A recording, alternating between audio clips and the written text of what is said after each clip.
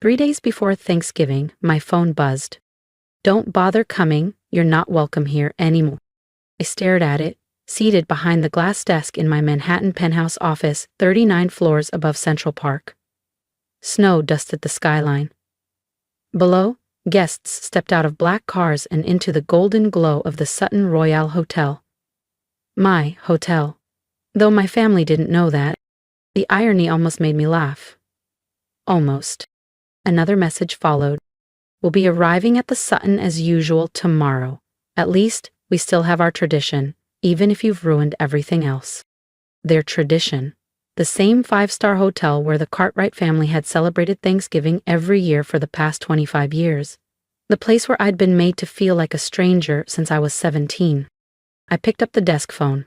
"Layla, could you pull up the Cartwright Thanksgiving reservation?" "Already in front of me, Miss Cartwright," my assistant replied. "Your parents and siblings will be checking in tomorrow. 3 luxury suites, full." I leaned back in my chair, eyes closing for a moment as last year's memories surged forward. That was when everything changed. "You want to use Cartwright funds to build transitional housing?" my father had snapped, waving my proposal like it was trash. "Our name supports museums and concert halls, not drug addicts and single mothers."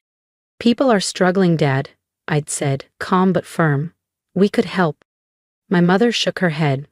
"You sound just like Aunt Eleanor. She embarrassed this family with her causes." As Aunt Eleanor, disowned for her activism decades ago. The same woman who secretly backed my purchase of the Sutton Royale when it hit the market last spring. My sister Caroline had added, "Honestly, Elise, sometimes I wonder if you're even a Cartwright." And my brother Mason? He'd just chuckled. "Let her throw her pennies at the poor. Oh wait, she doesn't have any." What they didn't know, I'd been quietly building an empire. The Sutton Royale was just one of 12 properties I owned across 3 countries, along with 2 nonprofit foundations that fund real change. So this year, I didn't reply to my mother's message. Instead, I gave their rooms to my staff, the housekeeping team, the cooks, the night shift concierge, people who'd earned warmth and luxury far more than my family ever had. Let them show up and see what not welcome really looks like. My phone buzzed again. A photo from Caroline, my sister. The family gathered in our childhood estate in Westchester, toasting wine glasses, finalizing their annual Sutton Royale Thanksgiving itinerary. "Too bad you'll be spending Thanksgiving alone," her caption read. "Maybe you can serve soup at one of your shelters." I stared at it for a moment, then smiled. Not out of bitterness, but pride. They had no idea what I'd done with the Sutton Royale since acquiring it last spring. The wasteful banquet menus replaced with sustainable catering partnerships, green energy initiatives that had cut costs without compromising luxury. A quiet, off-season rehabilitation and skills program for unhoused women, one that had already helped over 50 participants find permanent employment. Changes that made the hotel more than a resort, a sanctuary, a mission. And they'd stayed blind to it, too wrapped in privilege to look beyond their champagne. I pressed the intercom button. "Layla, please connect me to Manager Darden." "Right away, Ms. Cartwright." Seconds later, his voice came through the line. "Elise, how can I help?" "The Cartwright Thanksgiving reservation," I said. "I assume it's still under their usual suite block." "Yes," he said. 3 luxury suites, full staff support. Everything to their specifications." He paused. "They still don't know you're the owner?" "Correct," I said. Then exhaled. "Cancel it." Silence. "You mean the entire reservation?" "Every suite, every service, all of it." "Unleash. They've been guests for over 2 decades." "I know." Another pause. "I'll cancel it now. Would you like me to notify them?" "No," I said, smiling faintly. "I'll take care of that." I opened my mother's last text and typed slowly, deliberately. "Actually, the Sutton just contacted me. Your reservation's been canceled." 3 dots popped up right away. "What? That's not possible. We've had that booking since July." "Not anymore." The next buzz was a phone call from my father. I let it go to voicemail. Then another from Caroline. "Dad's calling the manager right now. This must be a mistake." I put my phone face down on the desk. No, Carolyn, not a mistake. For once, you're just not welcome. Not because I was late. Not because I was too intense or too different, but because this is mine now. And I've learned that sometimes the best way to reclaim your place isn't to ask for a seat at their table. It's to build your own. And take back the keys they never thought you held. This is ridiculous. I waited, calm, knowing exactly what would happen next. Within minutes, my father's name appeared on my phone screen. A text followed. The manager says the cancellation came from the owner. This is outrageous. We're one of their most loyal clients. I took a deep breath and replied, yes, the owner canceled it. In fact, she's canceling your permanent booking altogether. A pause. Then, Mom. Since when does a woman own the Sutton Royale? My hands were steady as I typed the truth. Since last year, when I bought it. Silence. Then came the wave, texts from my brother Mason. Stop playing, Elise. From my sister Caroline. This isn't funny. Even my father. What are you talking about? I opened my desk drawer and pulled out the frame deed. The Sutton Royale, owned by Cartwright Hospitality Collective. Signed and sealed. There. Sent the photo to the group chat. More silence. And from my mother. This is impossible. You don't have that kind of money. You work for that nonprofit. I laughed. Actually laughed. They still thought I ran a local community outreach center. Never once asking how I managed to fly first class or afford my Manhattan penthouse. Never wondering how that nonprofit work had me consulting for international firms and speaking at global summits. I typed, check the documents, Mom. The Sutton Royale is mine. Your special place now belongs to the daughter you disinvited from Thanksgiving. My office phone buzzed. Layla's voice came through. Elise, your father's on the line. He's demanding to speak to the owner. I smiled. Put him through. It was time. Elise, my father's voice came over the speaker, brittle and strained. What have you done? Nothing yet, I said calmly. But I think it's time we had a long overdue conversation about family, privilege, and consequences. Would you like to have it over the phone? I added. Or would you prefer to meet in person? I have a lovely office on the top floor overlooking your old Thanksgiving suite. The silence that followed? 20 years in the making. An hour later, they filed in like scolded children. Caroline in oversized sunglasses, Mason checking his watch, my parents stiff and silent. Gone was their usual arrogance. In its place, confusion, bitterness, and something unfamiliar. Fear. Please, I gestured to the chairs. Have a seat. Through the panoramic glass behind me, the Sutton Royale shimmered in the afternoon sun. My legacy. How? My father finally snapped, refusing to sit. How did you afford this place? I leaned back in my chair and smiled. Because while you were laughing at my causes, I was building a kingdom. If you believe quiet strength speaks louder than shouting, and that karma sometimes wears a tailored suit, don't forget to subscribe. Elise's next move will leave more than just her family speechless. You never cared enough to ask what I was really doing, did you? I said quietly. Too busy mocking my bleeding heart projects to realize I was building something. Building what? Caroline snapped, arms crossed. But I caught the tremble in her voice. Cartwright Hospitality Collective.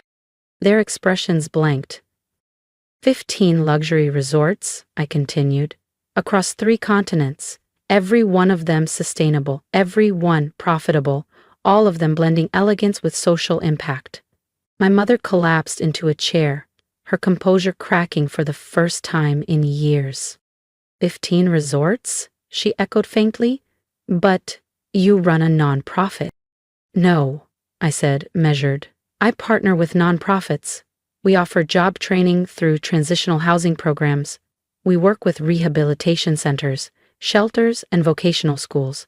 Sutton Royale alone has helped over 300 people rebuild their lives. Quietly, respectfully, with dignity. This is ridiculous, Mason scoffed. You're making this up. I leaned over and pressed the intercom. Layla, would you bring in the portfolio binder? Moments later, Leela stepped in carrying a sleek leather folder and began handing out printed summaries. My family stared at the documents. Property deeds, annual financials, social impact reports, investor portfolios. My father flipped through his copy slowly. $6 billion in assets, he muttered. 40% higher margins than industry average, I added. Turns out compassion scales surprisingly well. Caroline tossed her packet on my desk. Fine. You're rich. You've made your point. But canceling our reservation? That's just petty. I stood up. Calm. Controlled. Petty? Like being disinvited from 20 Thanksgivings? Like having every idea I brought to the table dismissed because it didn't fit your narrow definition of respectable? My mother looked up, voice breaking. But we're family. I laughed, gently. Was it family when you cut off Aunt Eleanor for doing the same thing? When you turned her into a ghost because she chose to help rather than posture? At her name, they flinched. Speaking of Eleanor, I pressed another button on the desk. The screen on the wall flickered, then came to life. Aunt Eleanor's face appeared, beaming. Hello, brother dear, she said to my father, voice cool. Quite the surprise. You're part of this? He asked, backing up a step. I helped Elise buy Sutton Royale, she said proudly. I saw in her what none of you did. Vision, heart, and the intelligence to turn values into value.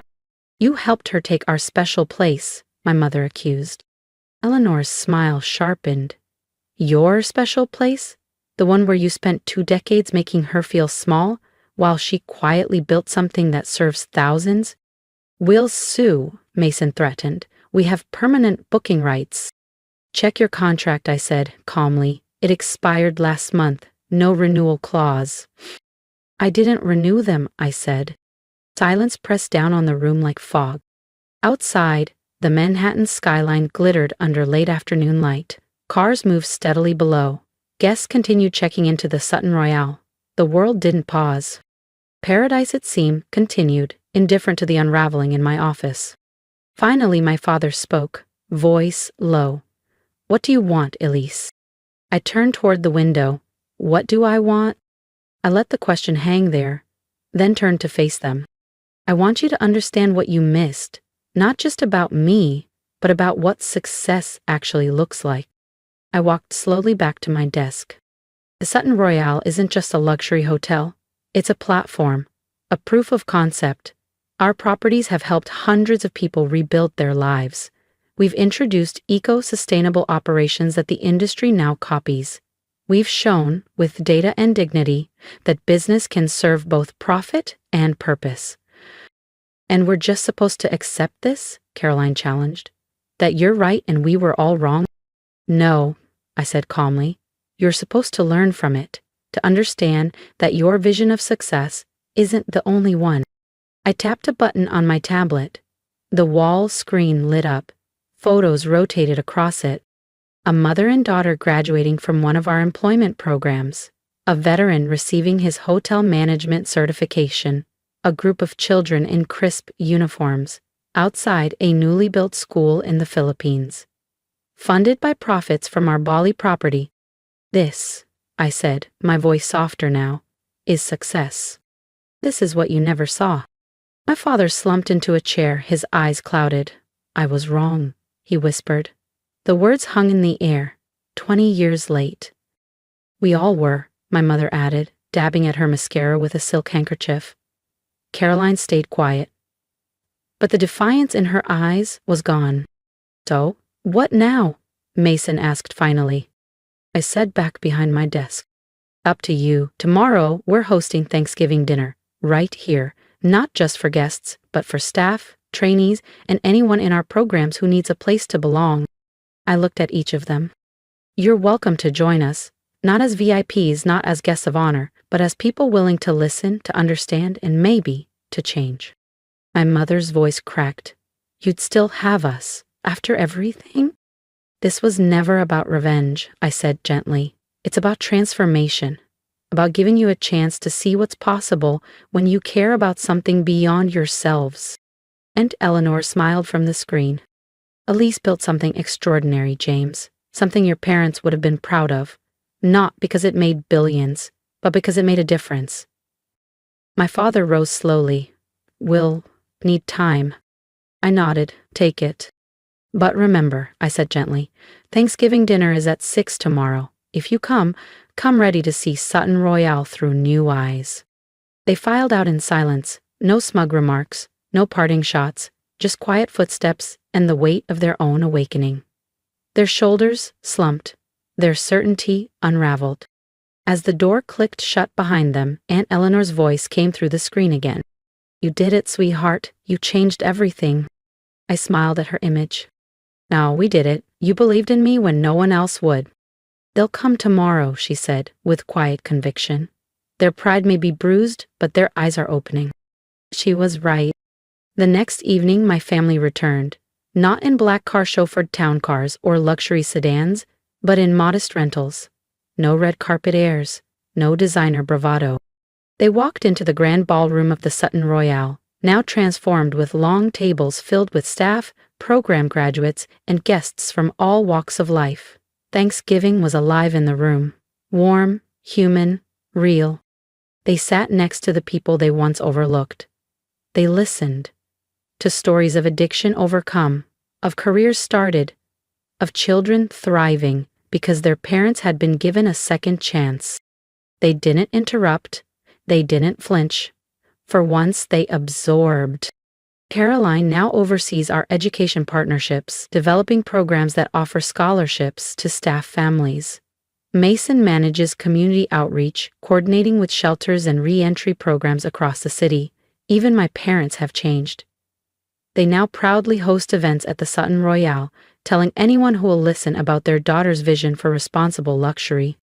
Last week, a journalist asked me, why not cut them off completely? Why let them back in? I showed her a photo from last Thanksgiving. My family? Not posing, but serving, passing plates, sharing food, listening with open hearts, becoming part of something greater than themselves. Because, I told her, sometimes the best revenge isn't punishment. It's transformation. Today, Sutton Royale continues to thrive. Not just as a destination, but as a place where privilege meets purpose. Where luxury carries responsibility, where lives change quietly, steadily, powerfully. And every Thanksgiving we gather here together. Not as the old Cartwrights, driven by ego, status, and exclusion, but as something better, something earned. Sometimes you have to lose the version of paradise you were taught to want, to find the one that truly matters. Understanding. If you followed my story this far, I want to thank you. Not just for listening, but for seeing me. For years, I was told my heart was too soft, my vision too idealistic, and my values too naive. But I've learned that quiet persistence can build empires, and compassion, when paired with strategy, can rewrite legacies. If this story resonated with you, I invite you to leave a comment below. Tell me what you would have done in my shoes. Would you have forgiven your family? Would you have given them a second chance? Your support means more than you know. Hit that subscribe button if you believe that power doesn't always have to be loud, and that success should lift others, not just ourselves. And here's my advice to anyone out there who's ever felt underestimated. Don't waste energy proving your worth to those who refuse to see it. Instead, build something so undeniable they can't ignore it. Create your version of paradise, one built not on ego, but on purpose. Because in the end, the best legacy you can leave is a life that made others better. And trust me, that kind of success never goes unnoticed.